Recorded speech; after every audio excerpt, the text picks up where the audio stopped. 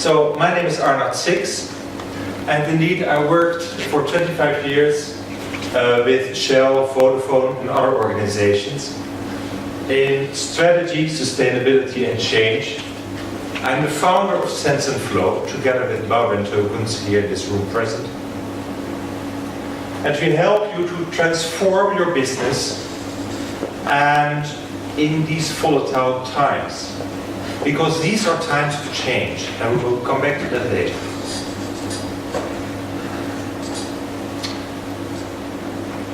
This is what I honestly believe.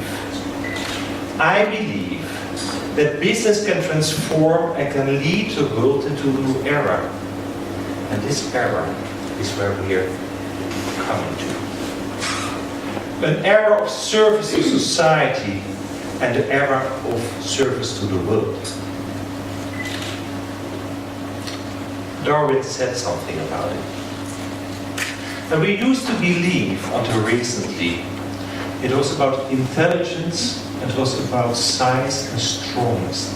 But he actually said, it is not the strongest of species that survives, nor the most intelligent, but the one most responsive to change. That's what they said. I'm an idealist. And this is what I thought. So later in my life I joined Shell during the Brent Spar fight with Greenpeace. And Brent Spar was that big rig and they were fighting about it, and I was working in investor relations. And everybody was busy with scenarios and all difficult kind of stuff. But the real wisdom was somewhere else. The real wisdom was in connection. So, where did I find it? I found it in the basement of the building. The postal workers, they were connected. I joined Vodafone and built up the sustainability program. And we won lots of awards all over the place, because we were the first. It was great. And this is the way we did it, because we became a big multinational. Top-down management. And it leads to wonderful things like corporate responsibility, people, planet, profit. And right in the middle you see the sweet spot. The sweet spot where everybody claims to be, and everybody wants to be. Isn't that wonderful? That's what I did for 10 years. We got a lot of acclaim for it. We won a lot of awards, as I said. Something was missing.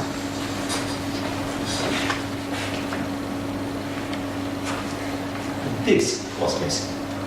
Because this was reality as well in a big corporate. Manage and control, top-down management. You see where the shit is going.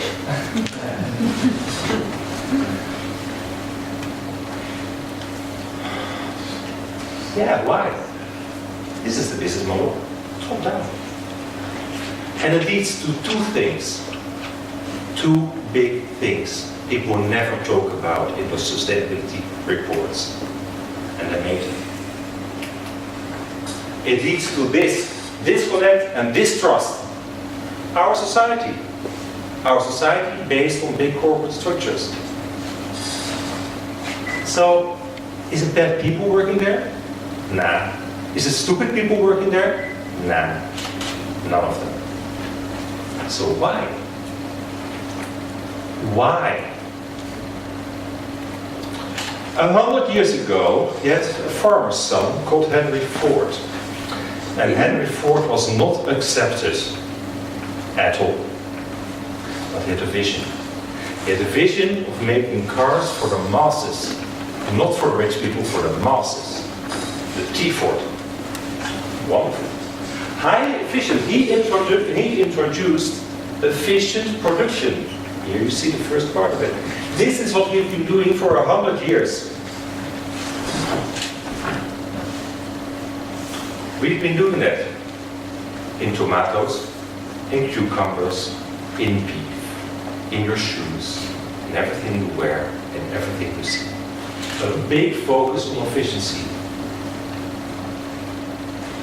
So, great now. Lots of goods. Aren't we happy?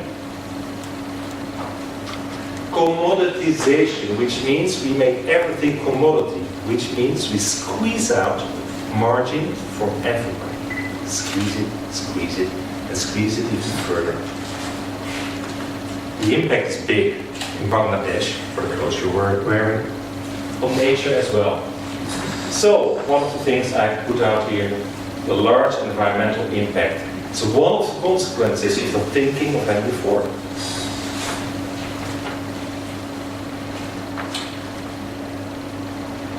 Isn't this the situation where we are? With lots of our industries. Let's face it, wake up guys. Because the business model is broken beyond repair for many industries. So now, what? Now what? Okay, I will lead you through 4 industries. First, energy. Because we live in times of transition, which is great. Because change is a chance. Change is opportunity, as the Chinese say. In energy, we go from central and fossil to a new world, and we all know it. A world of decentral and sustainable energy. Great. Another one, food. We go from global and mechanical, being tomatoes coming from one place in the world because they produce cheaper, to regional and sustainable. Isn't this wonderful? And just read this for a moment. Just read this. Because what you see here is the decentralized food production, small farming, in this case in Russia, can lead to amazing results. As it says, 90% of Russia's potatoes are grown in small family plots. One of the examples. Another industry, housing. This is what it used to be, from supply and product, where we grew up in, to demand and service. So it's changing. Another one, healthcare. Does this sound familiar? We all have health insurance in this country. Efficient, isn't it? Well, this is the new world. Human-centric. And it's flipping, it's changing, it's turning around right now. So, makes you wonder how? How do you actually get there? How do you do it? How do you make that happen? So we went on a quest.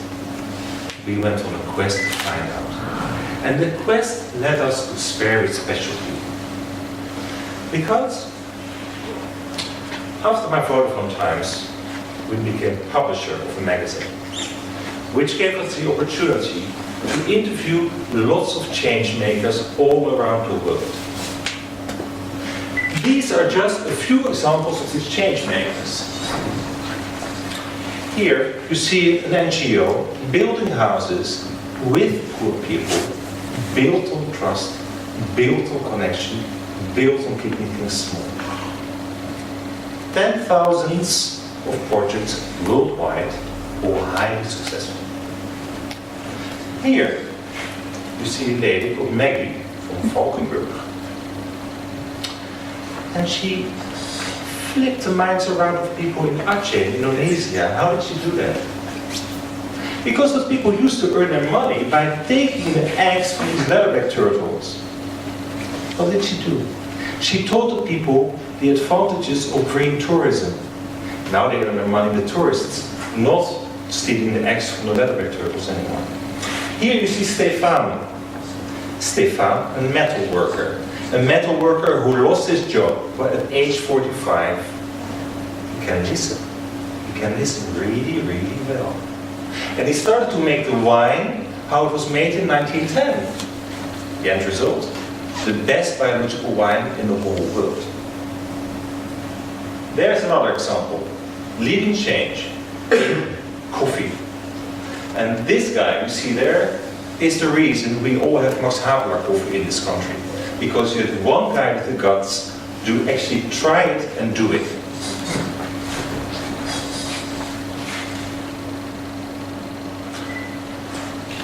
So what did we learn? Well, actually what we learned is something I remembered. I remembered from a long time ago and actually forgot for myself.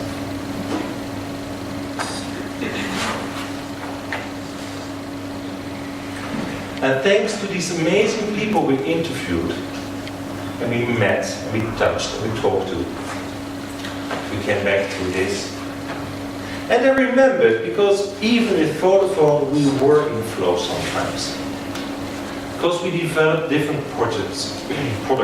One of them was a solar charger, sustainable product, and being rolled out in many, many countries and actually helping people on the ground.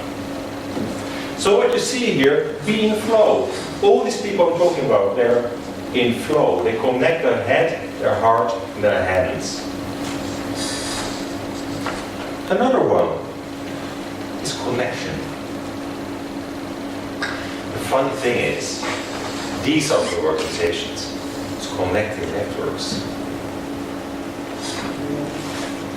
The third one is trust.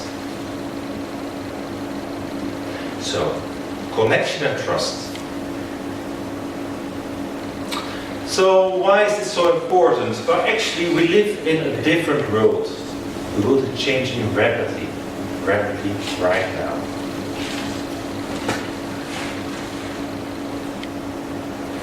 We've got new markets in Brazil, in China, and in this case, poor people in Kenya. We developed, at that time, Vodafone, a micropayment system through your telephone. First year, 16 million customers for the poor, small, entrepreneurial women, mostly, setting up a business. New markets. That's happening right now on a global scale. New technologies.